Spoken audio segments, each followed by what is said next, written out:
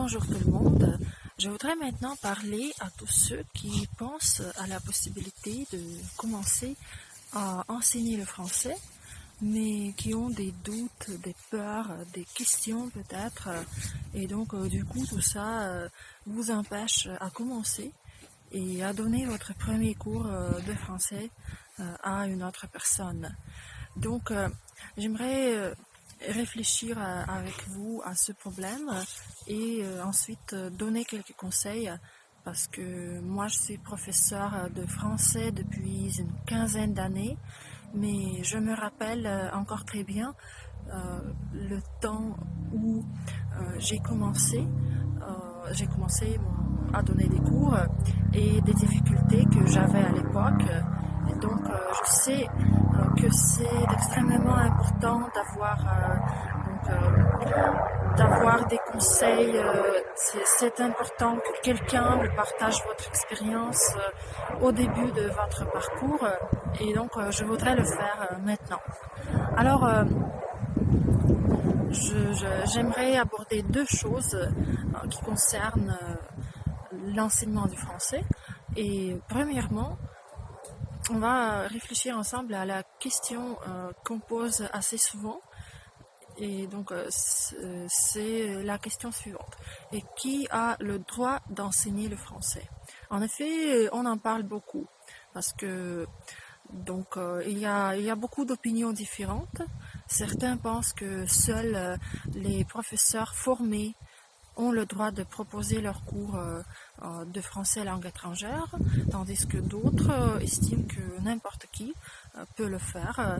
Il suffit de bien connaître la langue et donc être prête à partager ses connaissances, à aider les autres à apprendre le français. Voilà, je vais vous dire ce que j'en pense moi, et après, je vais passer aux conseils que j'aimerais vous donner. Donc, qui a le droit d'enseigner, y compris le français, mais d'autres matières aussi? Est-ce qu'on peut être professeur si on n'a pas été formé à l'université? Donc, est-ce qu'on peut proposer ces cours de français si on est juste quelqu'un qui parle assez bien la langue, mais qui n'a jamais travaillé en tant que professeur, qui n'a jamais appris comment cela se fait? Voilà donc. Pourquoi cette discussion existe? Je pense que c'est lié à un des problèmes contemporains. C'est le fait que sur Internet, il y a beaucoup de propositions de cours, de services de tout le monde, et pas forcément des spécialistes vraiment aptes à vous aider. Peut-être vous avez déjà eu une mauvaise expérience d'acheter un cours en ligne de la part, je sais pas, d'un coach financier ou d'un psychologue, d'une diététicienne, et ayant suivi ce cours, vous avez peut-être compris que en fait c'était nul. Donc c'était juste de la perte de temps, de la perte d'argent, et vous êtes peut-être extrêmement déçu. Et maintenant, quand il s'agit de commencer à enseigner le français, vous ne voulez pas qu'on le dise à propos de vos cours que c'était inutile, que c'était de la perte de temps, de la perte d'argent. Vous ne voulez pas faire pareil.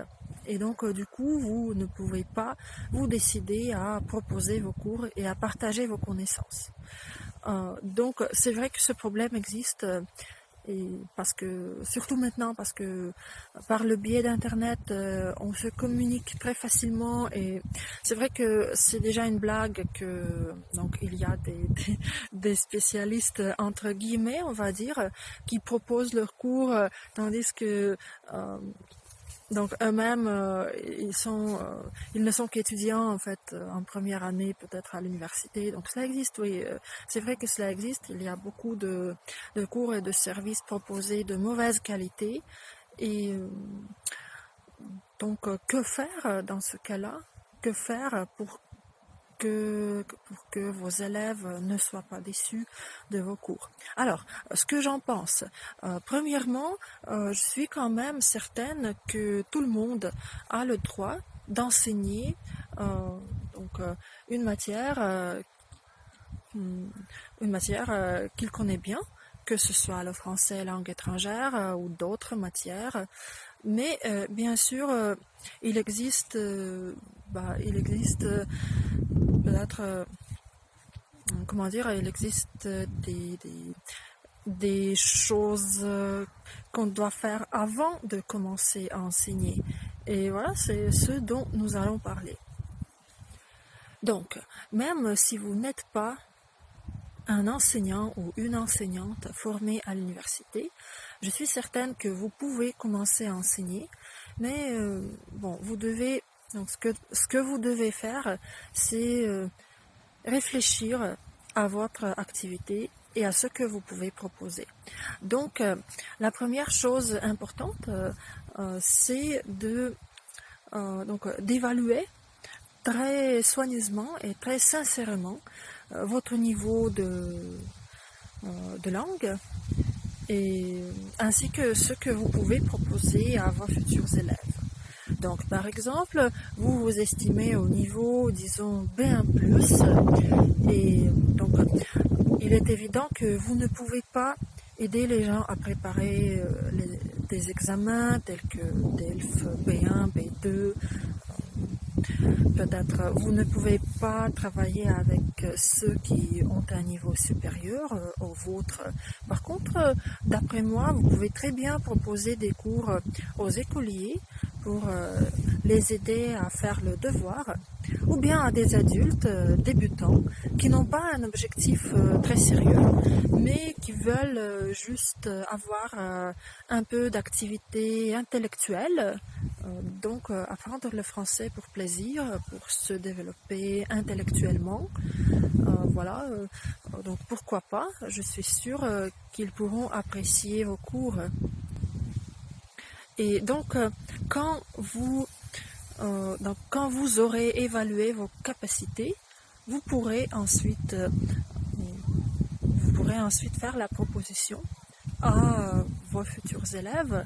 Et là, la deuxième chose importante, c'est d'être honnête avec d'autres personnes.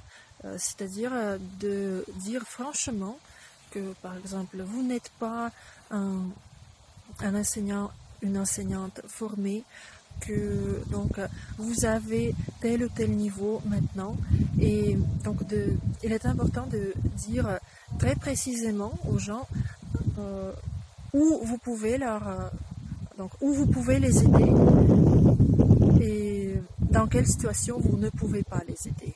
Je suis persuadée que tout le monde va apprécier votre honnêteté, et bien sûr qu'il y aura ceux qui ne voudront pas avoir cours avec vous, donc qui préféreront un professeur plus expérimenté, mais c'est normal, on peut avoir des objectifs très sérieux, donc c'est normal de chercher un prof expérimenté, mais cela ne veut pas dire que vous n'aurez pas d'élèves du tout, ce n'est pas vrai.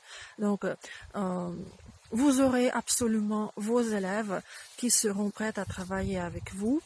L'important c'est d'être honnête et de dire, donc d'expliquer à vos futurs élèves ce que vous pouvez leur donner, ce que vous pouvez leur proposer, et donc ce que vous ne pouvez pas pour le moment assurer en tant que professeur de français.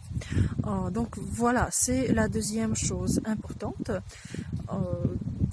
Être très honnête et que les gens décident, que les gens décident s'ils veulent travailler avec vous, donc, ou s'ils ne veulent pas. Voilà, donc d'après moi, si vous le faites très sincèrement, vous pouvez sans aucun doute enseigner le français, quel que soit votre niveau actuel. Disons à partir du B1, on peut déjà proposer des cours à d'autres personnes, pourquoi pas.